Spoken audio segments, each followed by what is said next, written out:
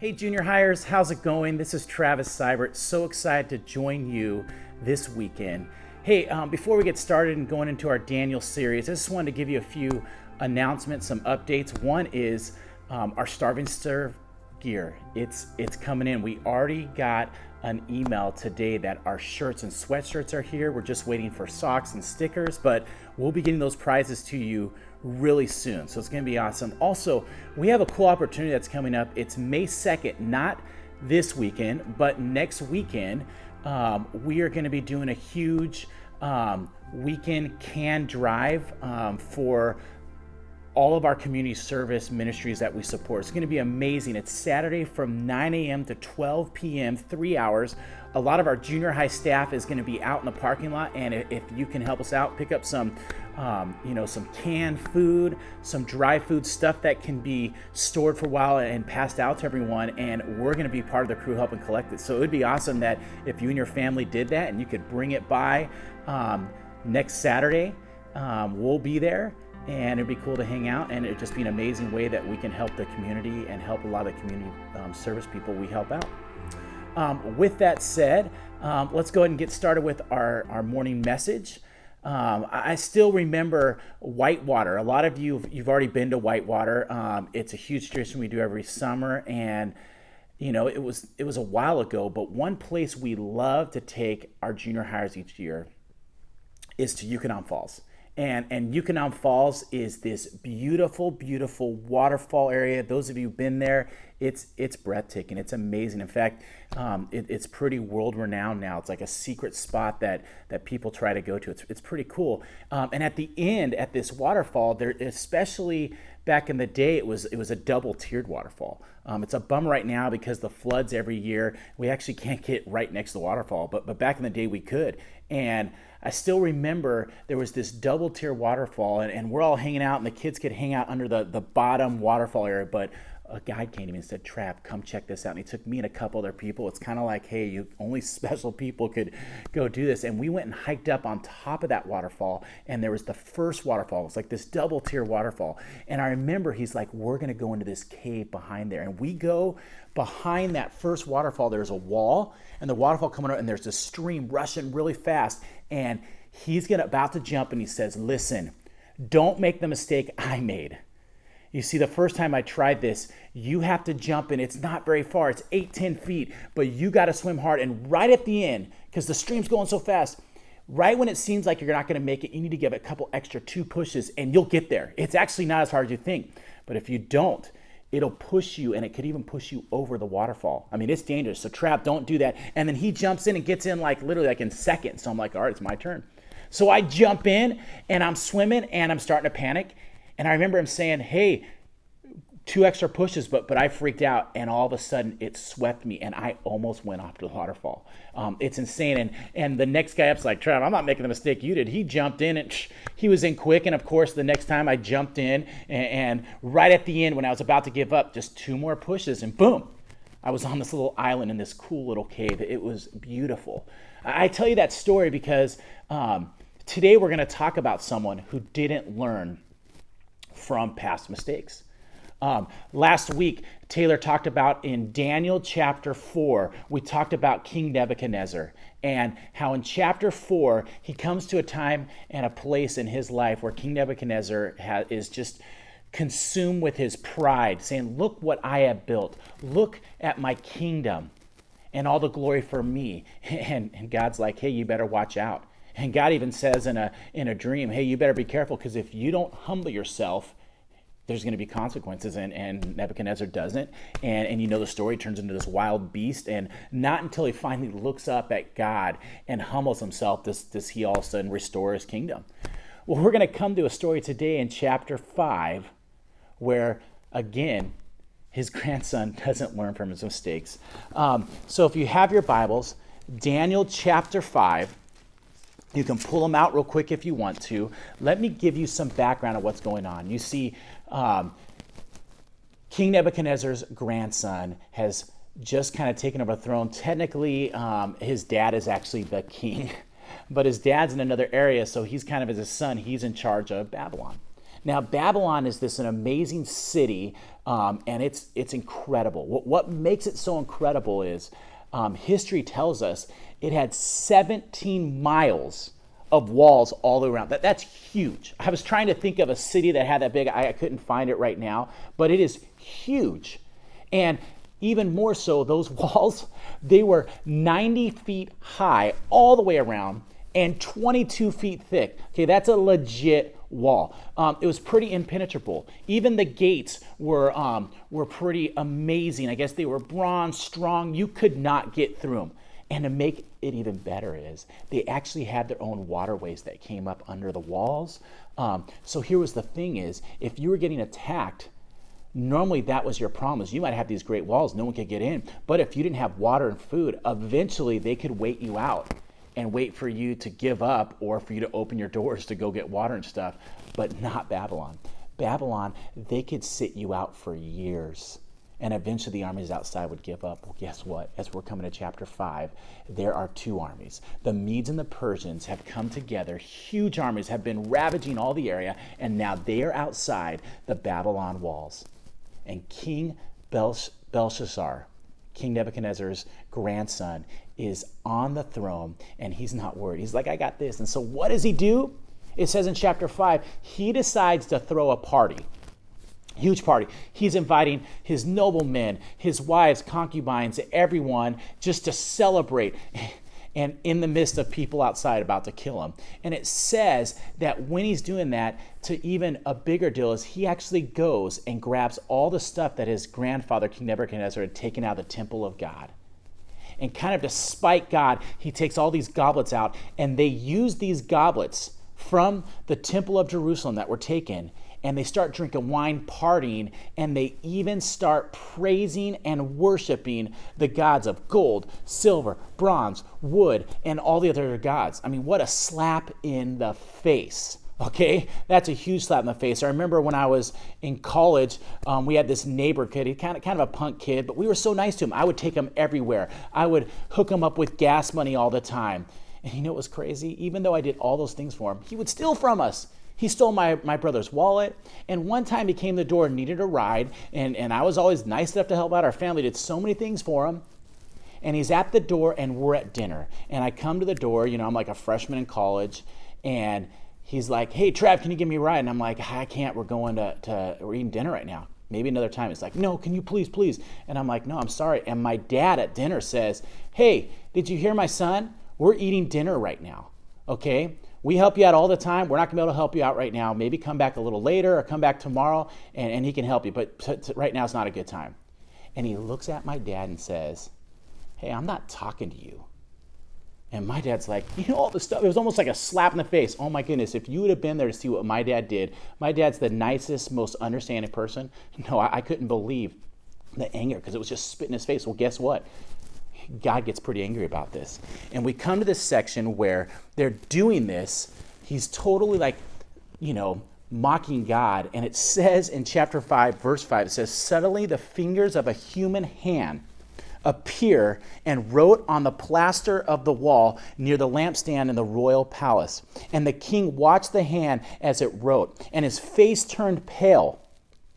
And he was so frightened that his knees knocked together and his legs gave way. I mean, he was freaked out.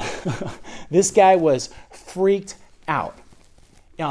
He couldn't believe. He doesn't know what this is. He doesn't know what to do. So if you were to keep reading, it says that he asked for all the wise men, all the, different astrologers and different people to come and interpret this writing on the wall. I mean, could you imagine seeing a hand just writing on the wall? I mean, it scared the crud out of him. So everyone comes in and no one can interpret it. And now he's freaking out even more. He's like, what the heck? But the queen, we think this is either his mom or this could even be his grandmother, comes and says, hey, but you know what? There is a guy. There was a guy. She says in verse 11, it says right here, there's a man in your kingdom who has the spirit of the holy gods in him. In the time of your father, he was found to have insight and intelligence and wisdom like that of the gods. King Nebuchadnezzar, your father the king, and that's what, even though just you would call someone your dad, even if they were maybe your grandpa or older, especially in that circumstance. I say appointed him king of the magicians, enchanters, astrologers, and diviners.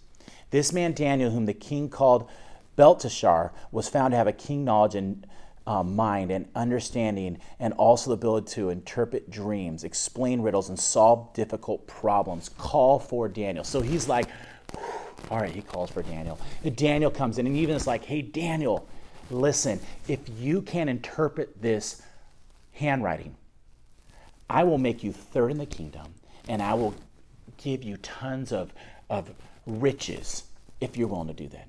And Daniel's like, listen, please keep that. Keep that.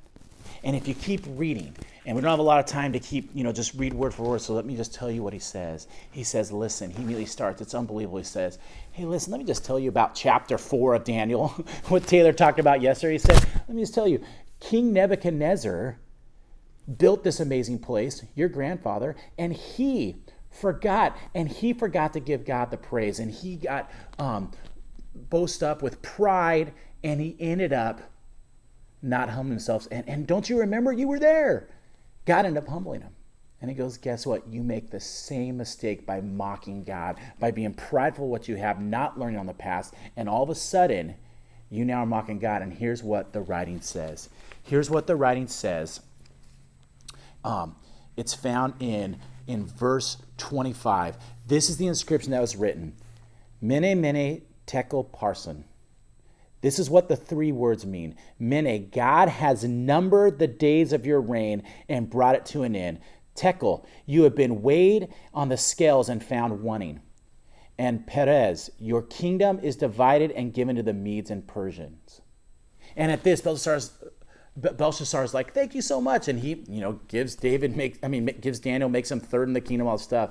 But it says that night he was killed and the Medes and Persians took over.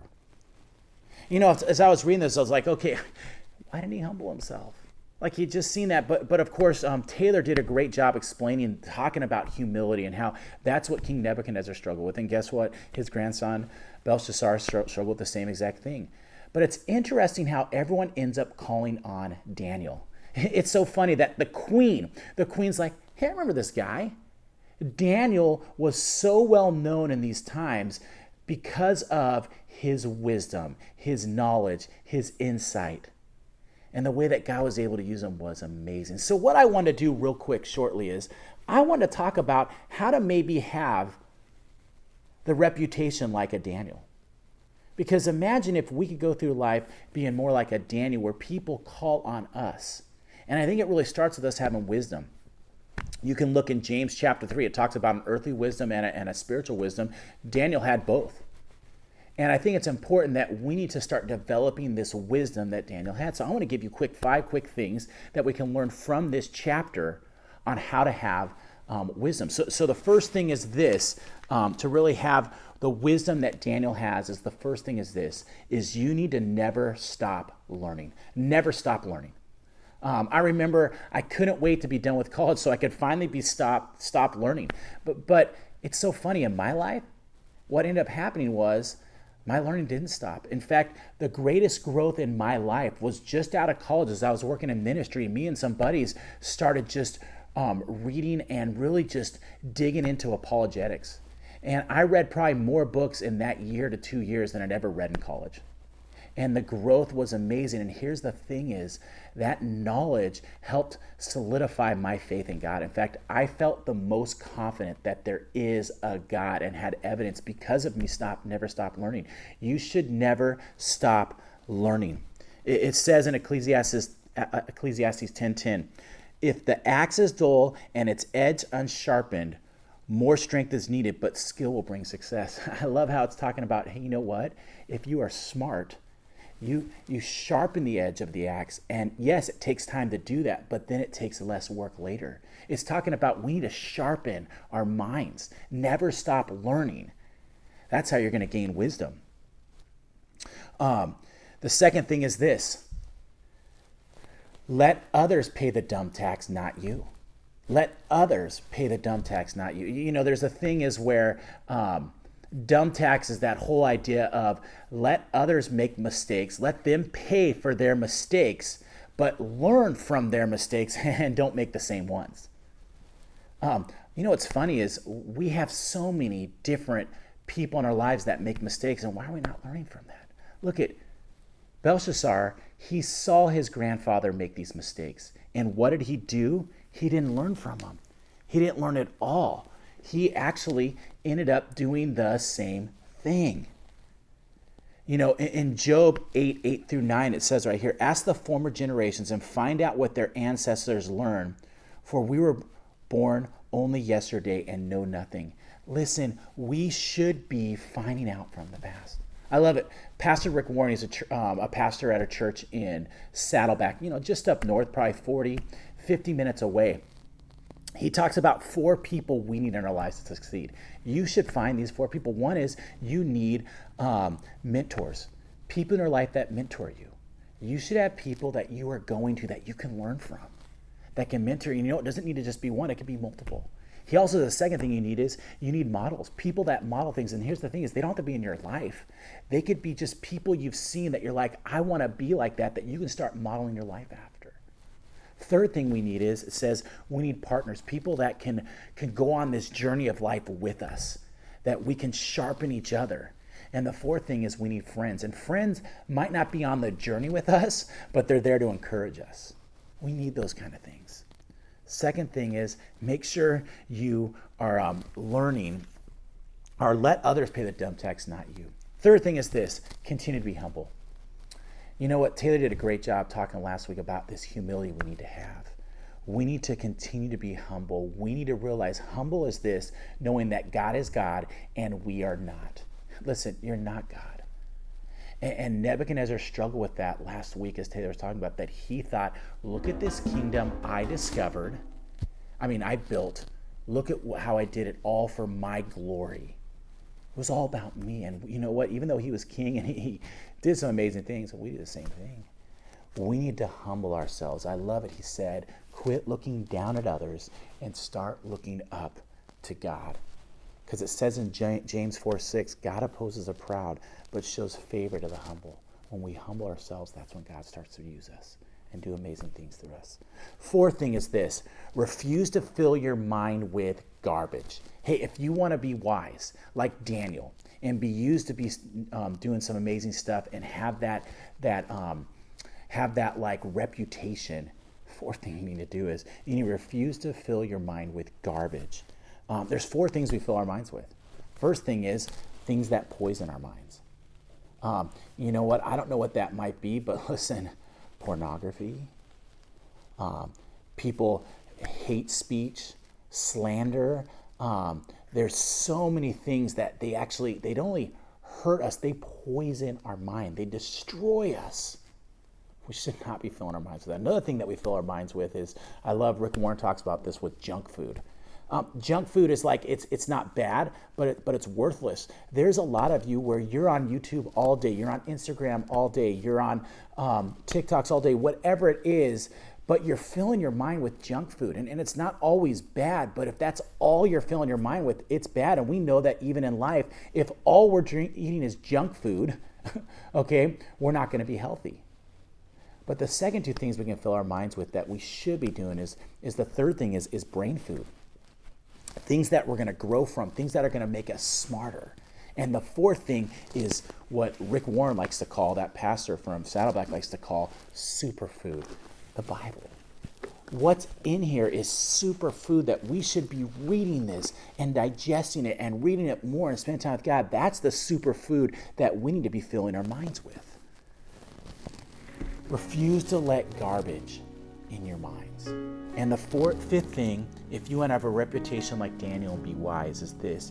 You actually have to do what you learned. You know, Belshazzar, his problem was he had seen what his grandfather did, but he didn't learn from it.